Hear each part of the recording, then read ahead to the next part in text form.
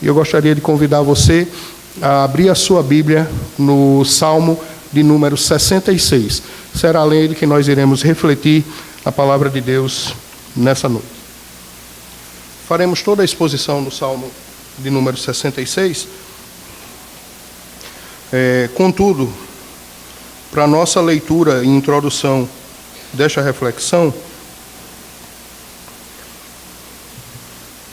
eu vou pedir que vocês tenham a sua atenção em apenas 3 versículos que eu lerei aqui. Os versículos de número 1, o versículo de número 5 e o versículo de número 16. Assim nos diz a palavra do Senhor. Aclamem a Deus todos os povos de toda a terra. Versículo de número 5. Venham e vejam o que Deus tem feito e como são impressionantes as suas obras em favor dos homens. Versículo de número 16. Venham e ouçam, vocês todos que temem a Deus. Vou contar-lhes o que Ele fez por mim. Que o Senhor, pois, aplique a sua santa palavra aos nossos corações. Baixe sua cabeça, feche seus olhos, eu gostaria de orar com você. Nós vamos falar com o nosso Deus.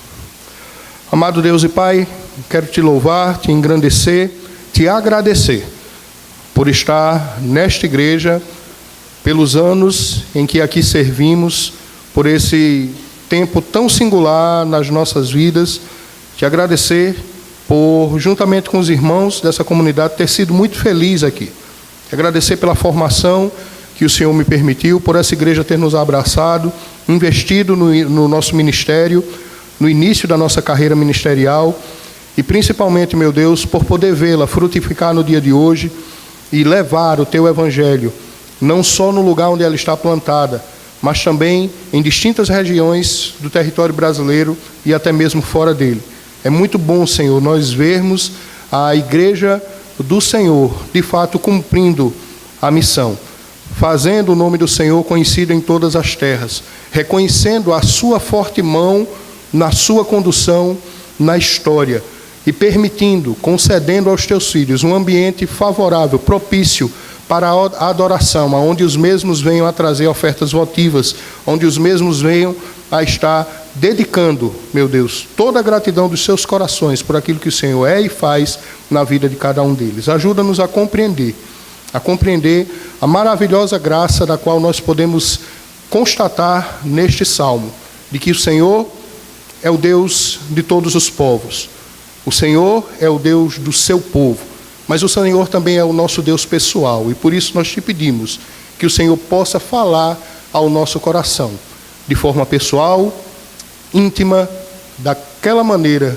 que somente o seu Santo Espírito pode falar ao coração de um homem, pode falar ao coração de um filho teu. É assim que nós rogamos, por amor do nome do Senhor Jesus Cristo. Amém, meu Deus. A estrutura do Salmo de número 66, ela é uma estrutura melódica, é um salmo de gratidão, mas é um salmo também que, dentro da missiologia, ele é tratado como um salmo missionário. Como hoje, nós também dispomos da oportunidade de estar à mesa do Senhor, e a mesa do Senhor, ela nos comunica a graça, a bênção, de que quando nós participamos dela, nós estamos anunciando a morte do Senhor até que Ele venha. Todo o motivo desse culto reveste-se também de uma tonalidade missionária. Nós poderíamos dividir este salmo em 2 grandes seções. Na primeira delas, nós diríamos que se fala da gratidão de uma nação. E aí nós teríamos o Salmo 66, dos versículos 1 ao 12, mostrando a gratidão tanto do povo de Israel, que este povo tinha motivos para agradecer a Deus, como também um convite à adoração a todos os povos, que seriam abençoados através do testemunho do povo de Israel. A segunda grande divisão neste salmo seria os versículos de 13 ao versículo de número 20. E aí a gente vê a gratidão de um homem. Um homem que na sua intimidade ele se percebe abençoado por Deus, em momentos de dificuldade, e por se perceber assim, ele vem ao templo do Senhor, ele vem a um espaço de culto público, como é esse que nós estamos aqui, e ele traz ofertas. Ele traz ofertas e diz aos seus parceiros, ele diz aos seus amigos que estão ali, né? Venham, conheçam do que Deus fez por mim, saibam que Ele me ouviu e Ele preservou o seu amor por mim, apesar daquilo que eu sou, apesar do que eu sou. Essa seria uma grande primeira divisão. O Salmo ele vai tratar de dois temas específicos: o louvor a Deus, e a oração a Deus. No tocante ao louvor a Deus, nós vamos ver o louvor coletivo sendo estimulado não só ao povo de Israel, que está inserido dentre todos os povos do mundo, mas principalmente a todas as nações. Temam ela ao Senhor ou não. O louvor nacional, louvor de um povo. Então, nós vemos isso aí dos versículos de número 5 ao versículo de número 12. E aí nós chamaríamos esse povo, o Israel do Antigo Testamento, de o povo de Deus. Paralelo, similar nosso, à igreja nos dias de hoje. E, em terceiro lugar, um louvor individual, um louvor possível a um homem, dos versículos 13 ao versículo de número 20. E por que isso? Por ser o nosso Deus digno de ser adorado. O objetivo principal que nós conseguimos encontrar no Salmo de número 66 é dar ao adorador a oportunidade, um ambiente público para que esse possa se devotar ao Senhor, ou ser ensinado a adorar publicamente ao Senhor. Então, sendo assim, os versículos de 1 ao 4, todo ser no planeta é convidado a adorar a Deus. Os versículos de 5 a 12, todo o povo de Deus é convidado a agradecer a Deus por sua redenção. E dos versículos 13 ao versículo 15, todo homem deve se consagrar a Deus a seu serviço. No que diz respeito à oração, todos os feitos de Deus devem ser temidos e ao mesmo tempo anunciados, e também todos os seus feitos devem ser compartilhados aos homens. Há algumas ordens que são colocadas de forma específica no Salmo. Você poderá ver isso, por exemplo, no versículo 1. O Salmo de número 66 vai dizer: aclamem ao Senhor. No versículo 2 vai dizer: cante ao Senhor. No versículo 3 vai dizer: diga ao Senhor.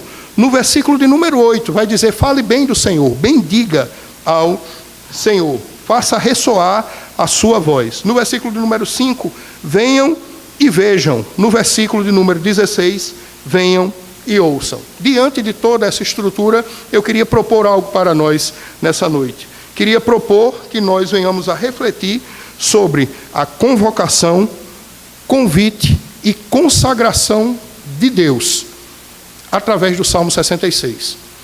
Nós somos convocados a anunciá-lo. Nós somos convidados a refletir a sua glória aqui na terra. Nós somos chamados à consagração, para que, de fato, o discurso entre aquilo que nós cremos e aquilo que nós fazemos, ele possa, de fato, andar harmonizado. Você conhece a história de Uombor Adin? Não trata-se de uma divindade animista, africana, não trata-se de nenhum deus estranho, mas trata-se da maneira como Deus tornou-se conhecido do povo Concomba, no noroeste da África, através do ministério do reverendo Ronaldo Lidório. O reverendo Ronaldo ele vai nos contar que em um determinado dia comum na aldeia Nakpai, da qual ele trabalhava ali no noroeste da África, ele teve a oportunidade de vivenciar uma experiência singular. O relato dessa experiência pode ser encontrado em 2 livros do reverendo Ronaldo: Entre Todos os Povos, onde ele fala sobre essa situação, e Missões, o Desafio Continua, onde ele faz uma espécie de livro de memórias do seu trabalho missionário. E aí, quando ele começa a contar essa história, ele diz que era um dia comum ali na sua aldeia, na aldeia onde ele trabalhava. Ele logo cedo havia despertado, havia falado ao rádio com a missão e pessoas conhecidas, e ele começa então a sua rotina diária. Prepara um café para ele e para a esposa, os dois saem, a esposa já vai se dirigindo a uma das árvores. Ele diz que a aldeia Nakpai era uma aldeia com aproximadamente 20 tendas de palha espalhadas numa grande clareira, e no meio dessa clareira havia 3 árvores. Numa dessas árvores ficavam os anciãos. Os anciãos locais, eles sempre gostavam de ser saudados pela manhã, antes que as pessoas fossem fazer qualquer atividade. Na outra, pessoas que estavam de alguma forma aprendendo algo, aprendendo algum tipo de atividade na aldeia. A terceira árvore era a árvore onde Ronaldo ficava, juntamente com sua esposa. Sua esposa, que era uma enfermeira especializada em obstetrícia, mas que, por ser a única pessoa capacitada, habilitada ali naquela aldeia e naquela região para cuidar de pessoas, ela começou a tratar de casos de tuberculose, casos de várias enfermidades, doenças de pele, e ela tornou-se uma referência na sua aldeia, naquela sua região. Então, quando ela estava por ali, no meio da manhã, e Ronaldo ali também fazendo os seus trabalhos de tradução do Evangelho, tradução da palavra de Deus para o povo concomba, ele vê sair no meio daquelas cabanas que estavam ali, das casas dos concombas, uma mulher que era diferente, com certeza podia se identificar pela tonalidade da sua pele, pela cor da sua pele, que ela não era uma mulher concomba. Ela tinha a pele um pouco mais clara, ela era notório, ela estava bastante suja, ela vinha andando já há vários dias, ela estava com um bebê de 7 meses enrolado em um manto, e que ela não conseguia se comunicar com as pessoas ali, porque o dialeto que ela falava era um dialeto totalmente diferente das pessoas que estavam ali. Mandaram chamar um rapaz de nome Keke. Ele tinha uma habilidade em conhecer vários idiomas, vários dialetos dentre os concombas, e dentre esses idiomas pôde-se verificar que o pouco que aquela mulher falava parecia ser de uma das aldeias do norte. Quando este jovem chega e começa a tentar travar um diálogo com ela, e outras pessoas que conheciam outros dialetos, consegue-se entender qual era a sua procedência. Ela vinha de uma aldeia nômade, de um povo nômade, chamado Fulani Crê. Eles, de tempo em tempo, precisavam mudar de localidade, e eles haviam tido a notícia de que havia um grupo de brancos que curavam pessoas. Ela não mediu esforços, saiu andando de onde ela estava. Quando ela relatou de onde vinha, Ronaldo ficou extasiado, ficou assustado com aquilo, e ele se perguntou, como pode ser, sem os recursos necessários, sem meios de comunicação, como pode ter chegado a essas pessoas no norte da África, no noroeste da África, no extremo fronteiriço do país onde eles estavam, a notícia de que nós estamos aqui. E ele ficou se questionando com relação a isso, mas deu total atenção àquela mulher. Quando a mulher chega diante deles, Rosana pergunta: posso ver a sua criança? Ela tira o lenço que envolve a criança, e a cena que ele viu era uma cena terrível. A cabeça da criança estava literalmente deformada, do lado esquerdo da sua orelha havia um grande tumor exposto, toda a pele, partes do corpo daquela criança estavam cheias de feridas. Entre as feridas, saíam outras feridas com muito pus. O pano estava todo amarelado de tanto pus que exalava do corpo da criancinha. A dor era tanta que diz reverendo Ronaldo que mal se conseguia ouvir o choro da criança. Rosana olhou para o seu esposo, constatou aquela situação, e coisa que só quem é casado com alguém há muito tempo sabe, a gente meio que desenvolve a habilidade de falar com os olhos. E os olhos de Rosana diziam ali para Ronaldo de que eles não tinham condições de curar aquela criança, de fazer absolutamente nada por aquela criança. Olhando diante da sua inabilidade e incapacidade de fazer isso, Rosana toma a palavra, se volta para ela e diz: nós dispomos de poucos recursos aqui, alguns analgésicos, alguns antissépticos, alguma medicação que nós podemos aplicar na sua filha, mas nada do que nós temos aqui é capaz de curar a sua filha. Nós, inclusive, precisamos sair, estamos para fazer uma viagem agora para pegar mais remédios, porque o que a gente tem aqui, infelizmente, não é suficiente para tratar desse tipo de doença. A gente não tem como fazer isso. Mas eu queria lhe falar a respeito de alguém. Eu queria lhe falar a respeito de Uombor Bor. Ele é conhecido aqui como Deus único.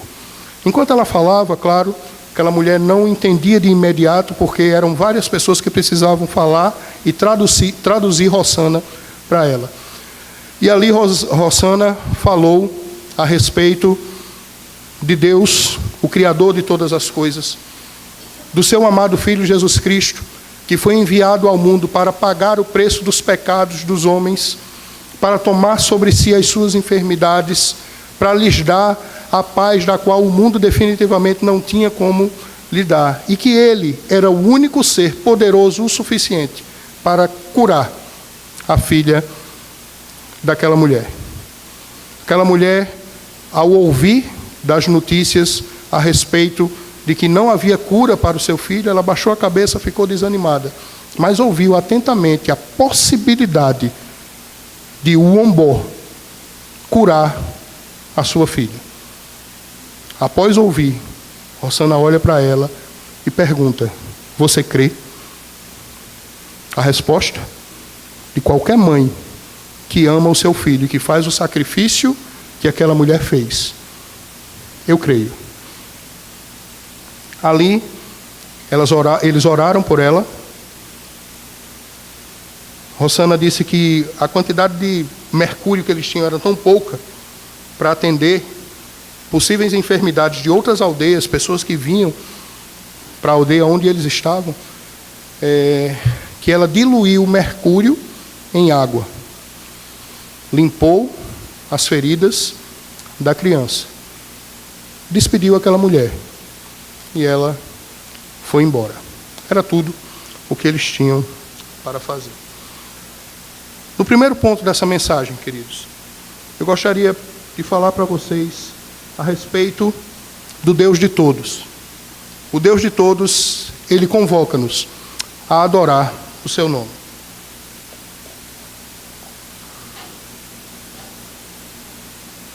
Nos versículos de 1 a 4 do Salmo de número 66, a palavra de Deus nos diz assim: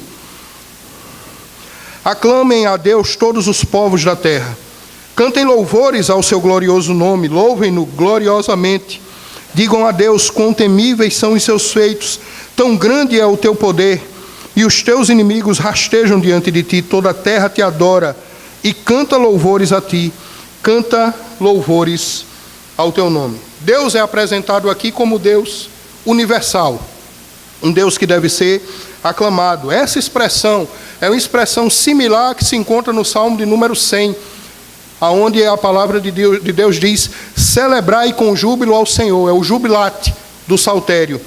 E diante do jubilate, nós temos uma série de outros textos, de outros salmos, que vão falar a respeito do motivo principal da Escritura, do motivo principal que encontra-se desde o proto-evangelho, em Gênesis capítulo 3, versículo de número 15, aonde nós vemos que o Deus Criador de todas as coisas está empenhado no cumprimento do que a missiologia chama de missio Dei.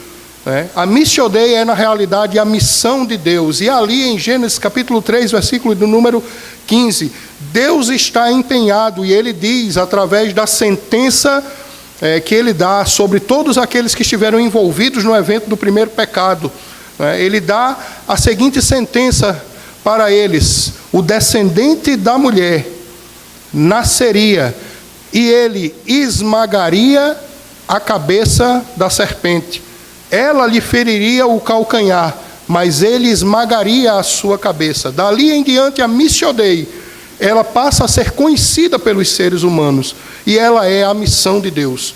Quando nós falamos de missões, nós precisamos entender que missões é mais do que a igreja do bairro dos Estados sair das suas fronteiras e ir a outras localidades, levar a missão. É mais do que a palavra da vida, fazer isso ali na Mata Norte, é mais do que qualquer outra missão que possa estar fazendo o mundo afora.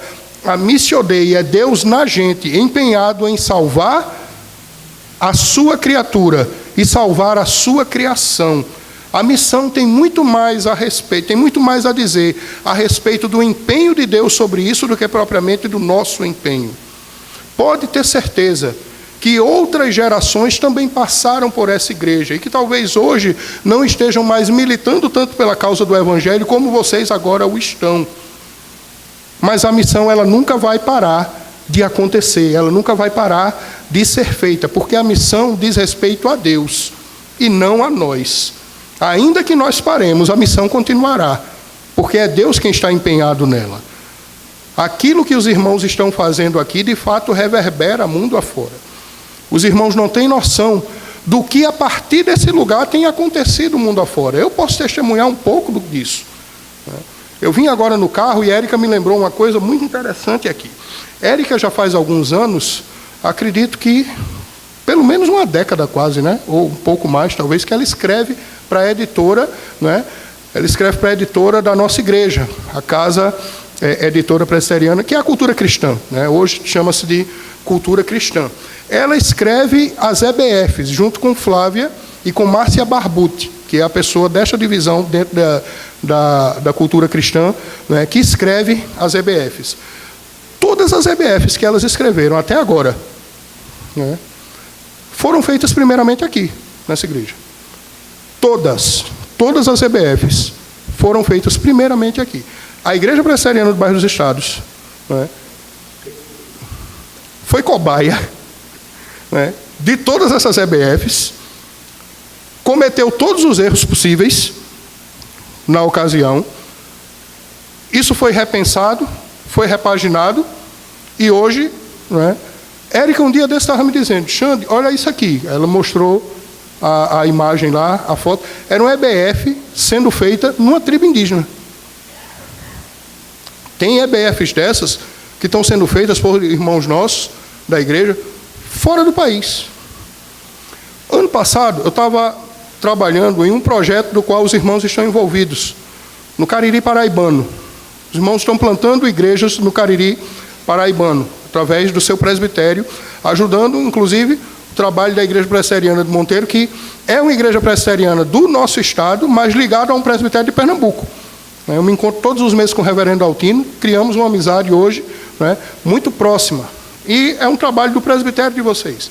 E nós firmamos uma parceria, a Palavra da Vida, juntamente com o presbitério, e levamos o nosso grupo de alunos para lá. Passamos 7 dias lá na cidade de Sumé e outras cidades da região. Havia uma cidade chamada Sertânia. No domingo foi feita uma conferência missionária diferente. Pegaram nossos missionários, eu estava no meio de um deles, e nós fomos para as igrejas da região falar a respeito de missões. Eu fui falar a respeito de discipulado numa cidade chamada Sertânia. E tive a oportunidade de começar a partilhar com as pessoas que estavam ali a respeito da minha trajetória enquanto ministro do Evangelho. E disse que ela tinha começado aqui, nesta igreja. Quando eu começo a falar e digo Igreja Presbiteriana do Bairro dos Estados, o pastor disse: a igreja de pastor Renan? Não é nem pastor, um seminarista, William, o nome dele. A igreja de pastor Renan? Eu disse: é. Ele disse: deixa eu lhe mostrar aqui. Ele foi lá, tinha uma biblioteca ampla, né, puxou um livro, Boas Notícias, né, disse: está aqui, eu tenho o livro dele. Eu disse: pronto. Aqui em Sertânia, eu perguntei hoje pela manhã a Renan: você sabe quem é o pastor de lá? Renan disse: não. Eu disse: pois é. O que se faz aqui, queridos, Deus em vocês, tem reverberado mundo afora. Região afora. Estado afora. Outras nações. Sim, chega. Você acha que o que a gente está fazendo ali, na Mata Norte, naquele buraco lá onde a gente... Não é, o que a gente está fazendo ali tendo alunos, por exemplo, de Bogotá, Honduras, Sevilha, Mato Grosso, e tantos outros, não vai. Eu estava olhando o quadro de missões de vocês ali. Vocês têm missionários no sul do país, em Santa Catarina, não me falha a memória, Santiago e Anusca, né? Vocês têm missionários na Guiné-Bissau, Levi, né? Vocês têm missionários nos Estados Unidos, vocês têm missionários aqui no litoral norte, né? Vocês têm trabalhos locais, vocês plantam igrejas no Cariri, né? Você acha que a mão de Deus não se move através da sua comunidade? Amados, Deus os está movendo e reverberando a graça dele que tem sido plantada aqui, mundo afora, e eu e você não temos noção de onde isso chega. O que aconteceu com Ronaldo, lá no noroeste africano, está acontecendo aqui. Não sei se você se dá conta disso. Mas Deus está te dando recursos para que você abençoe povos e nações. É isso que esse texto está dizendo aqui. Aclame a Deus, povos de toda a terra. Como é que esse povo todo vai saber que Deus existe, que Deus os criou, que Deus se move em direção a eles e está empenhado na sua salvação? Como? Através de vocês. É interessante, semana passada eu estava lá em Guarabira dando aula na revista da escola dominical de lá.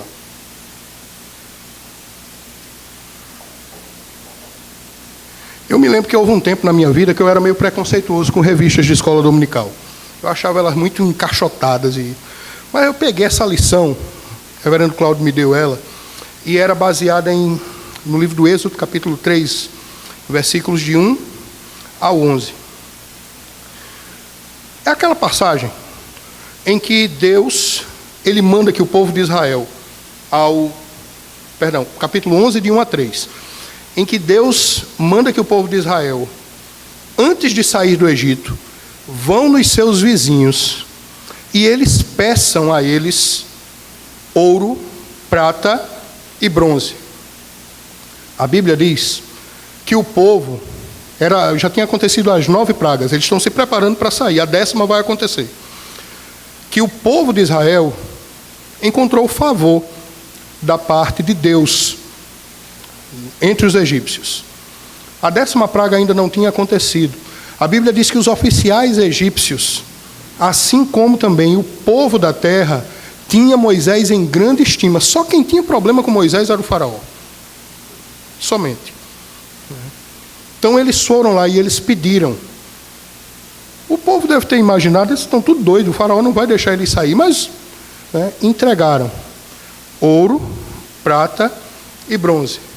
Vem a 10ª praga, toda aquela comoção nacional, a morte dos primogênitos, lhes é dada a autorização para que eles viessem a sair, e eles saem, cheios, irmãos, de ouro, prata e bronze, literalmente montados no dinheiro, nos seus animais, cheios de dinheiro, para gastar onde? No deserto. Não tinha um fiteiro, quilômetros de distância, tinha nada. É como você comprar uma Ferrari para andar aqui em João Pessoa, aonde sua quilometragem máxima é 50 quilômetros.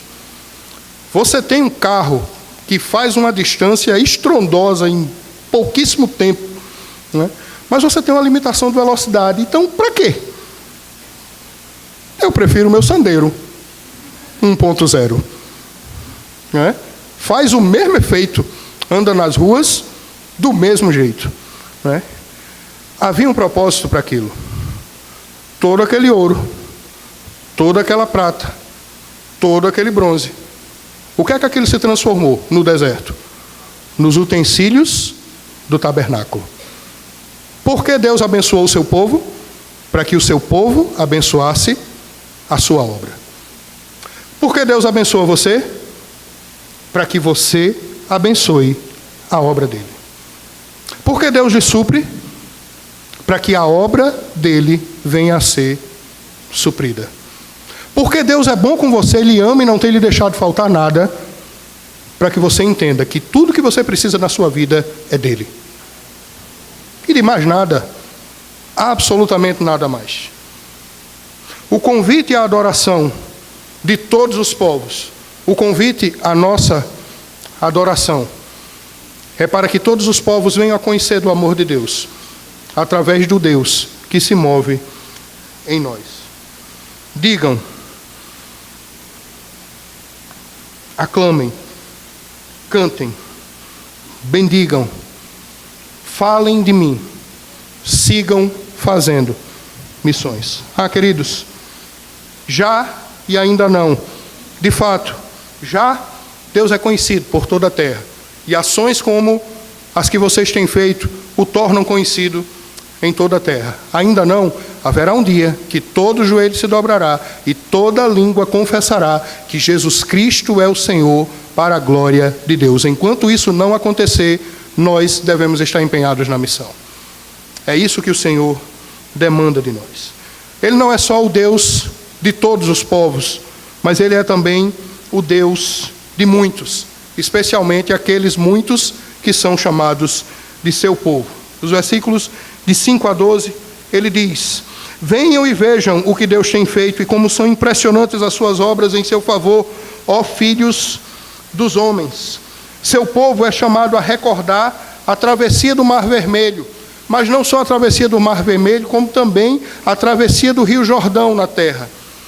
É interessante que quando a travessia do Mar Vermelho ela acontece 40 anos depois, tendo em vista que eles foram disciplinados a andar no deserto durante 40 anos em uma faixa de terra relativamente pequena, sobreviver do maná durante todo aquele tempo, eles têm a oportunidade de finalmente entrar na terra prometida. E quando eles estão para entrar na terra prometida, a fama do povo de Israel, que rodava, peregrinava no deserto, já era conhecida, e a fama de Deus também era conhecida ali. Os povos cananitas tremiam diante dessa possibilidade deles entrarem.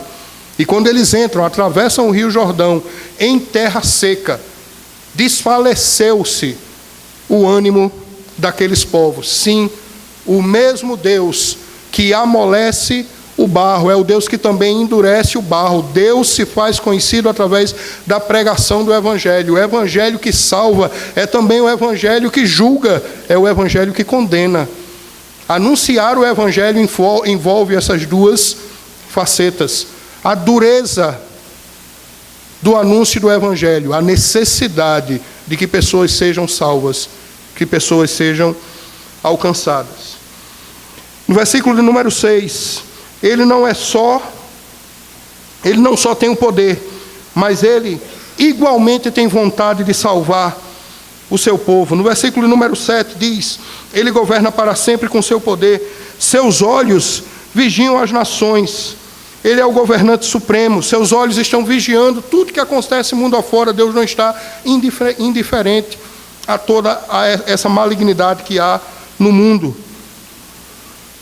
As bênçãos e promessas do Êxodo, elas permaneciam sobre o seu povo. Os rebeldes, eles seriam certamente julgados, mas muitos deles seriam convidados à salvação. No versículo de número 8, novamente está o convite: bendigam o nosso Deus, ó povos, façam ressoar o som do seu louvor. Versículo 9, foi Ele quem preservou a nossa vida, impedindo que os nossos pés escorregassem. Pois tu, ó Deus, nos submeteste à prova, ao nos refinar como a prata. Fizeste-nos cair numa armadilha, e sobre nossas costas pusestes fardos. Deixaste que os inimigos cavalgassem sobre a nossa cabeça. Passamos pelo fogo e pela água, mas a um lugar de fartura nos trouxeste. Sim, Deus conduziu o seu povo com mão de ferro. E para conduzi-lo com mão de ferro, para conduzir a você, a mim, da maneira como Ele assim o deseja, da forma como Ele assim o deseja. Não pense que o fato de estar envolvido na obra e na causa fará com que você esteja coberto de passar por provações. Não. Pare de enxergar a provação como sendo castigo de Deus para você. Não é. Atente novamente para as partes desse texto. Deus chama o seu povo a falar bem dele, mesmo quando este povo passa por dificuldades e provações. Ele diz o seguinte no 8: bendigam o nosso Deus, ó povos, façam ressoar o som do seu louvor. Foi Ele quem preservou a nossa vida, impedindo que os nossos pés escorregassem. Deus nos guarda, sabe de quem, queridos? Deus nos guarda dos perigos da rua. Deus nos guarda dos perigos das mudanças de tempo, planos, governos e coisas desse tipo. Mas a principal pessoa de quem Deus nos guarda é de nós mesmos. Ele nos guarda de escorregarmos. Porque nós, por conta de nossa natureza pecaminosa e de nossas inclinações pecaminosas, somos indivíduos. Tinha um radialista lá em Pernambuco que dizia muito isso, talvez Danilo e André lembrem isso aí. De altíssima periculosidade. Cardinou. Altíssima periculosidade. Para a gente mesmo. Meu coração se inclina a desejar coisas das quais Deus definitivamente não deseja para nós. Minha vontade se move para circunstâncias das quais definitivamente Deus não quer que nós estejamos. Meu coração se inclina a desejar, chorar por coisas das quais irão me afastar dele. E por causa disso, ele me guarda para que eu não venha a escorregar. E a forma como muitas vezes ele faz isso é impondo sobre nós provas e limitações. É Deus lhe guardando. É Deus lhe cuidando. É Deus olhando para você. Ele diz, versículo de número 10: pois tu, ó Deus, nos submeteste à prova e nos refinaste como a prata. Você acha que quem lhe prova é o ímpio? Você acha que quem lhe prova é o estranho, o estrangeiro? Você acha que quem lhe prova é o seu inimigo? O que esse texto diz não é isso. Ele diz, né, tu nos submeteste à prova. O versículo número 11 diz ainda: fizeste-nos cair numa armadilha, e sobre as nossas costas puseste fardo. Deixaste que os inimigos cavalgassem sobre a nossa cabeça. Passamos pelo fogo e pela água. Como se purifica a prata ou o metal precioso? É através do fogo. Já teve a sensação de algo passando por cima de você? O mais perto disso que eu já tive é quando eu achava que eu podia surfar. E eu subia numa prancha. Sim, um dia uma prancha me suportou. Faz muito tempo isso, mas aconteceu. Eu tenho fotos para provar, né? E quando levava um tombo e aquela aguaceiro todo levava, você saía bolando lá embaixo. Você se levanta, irmãos, né? E estou dizendo isso porque tem alguns aqui que são dessa mesma raça, né? Você se levanta e você chama Jesus de Genésio com muita facilidade. Você não chama nada, porque você está cheio de água na boca, tá, né? Algo terrível. Imagine o que é um exército de cavalos passando por cima de sua cabeça. Há paralelos aqui que são chamados de provas, das quais definitivamente homens, mulheres, pessoas não gostariam de passar. A palavra de Deus diz: bendigam a esse Deus, falem bem desse Deus. Esse Deus que faz isso, que nos coloca em provas. Qual é a finalidade? A finalidade está aí no versículo de número 12. Deixaste que os inimigos cavalgassem sobre a nossa cabeça, passamos pelo fogo e pela água, mas a um lugar de fartura nos trouxeste. Foi essa a experiência do povo de Israel. 40 anos rodando no deserto, para, depois de purificados, entrar em uma terra prometida. Está demorando a prova? Está difícil, né? O Senhor não vai permitir que vá além das suas forças. Ele vai te refinar. Ele vai te ajudar. Ele vai principalmente ensinar você a ver que no meio da prova, Ele está com você. Não dá para passar pela prova sem Deus do lado. Não dá. Ele está com você. Lá na frente, você vai olhar para trás e vai ter o que dizer a alguém. Porque Ele está com você. Ele ouve a oração. Ele ouve.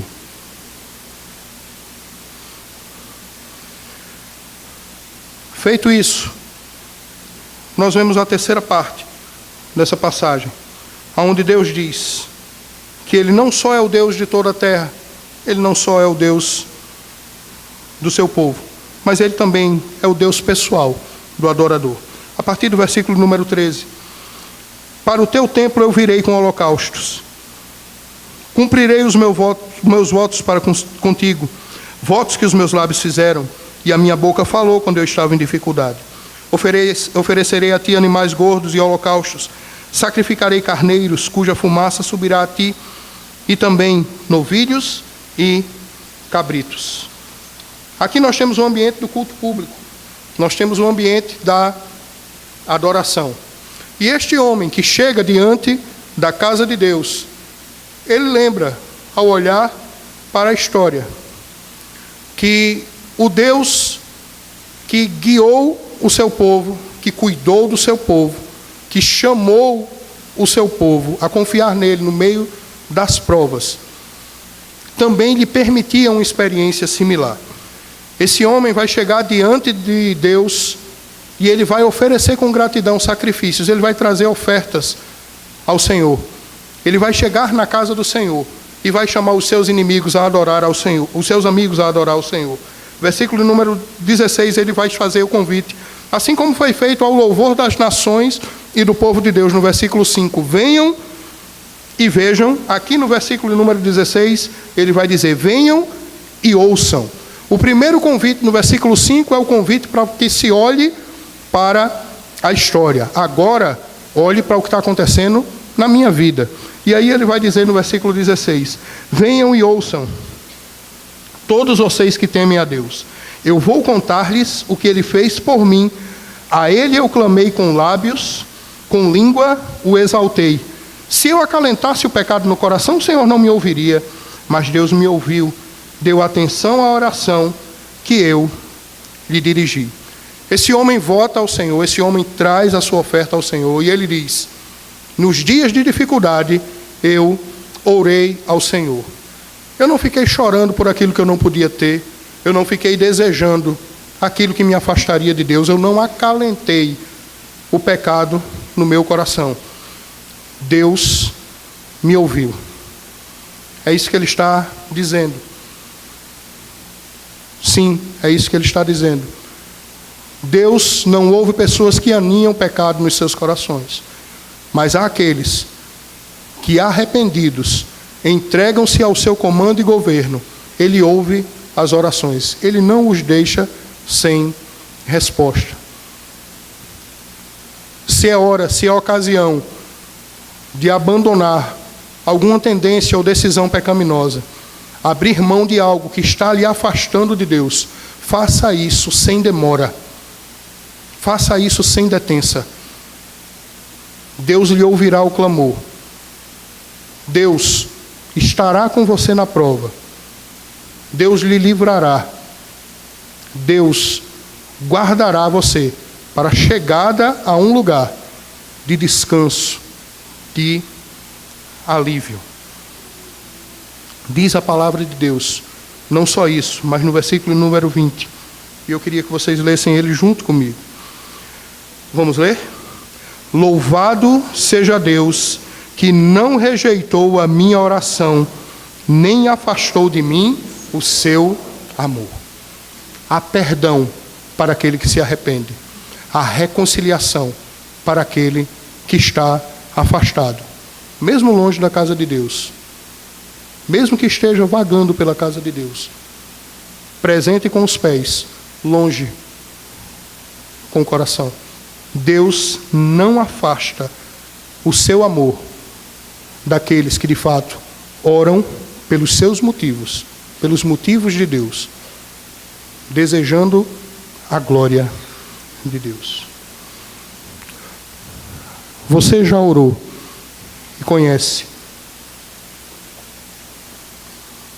o Uombó Adim?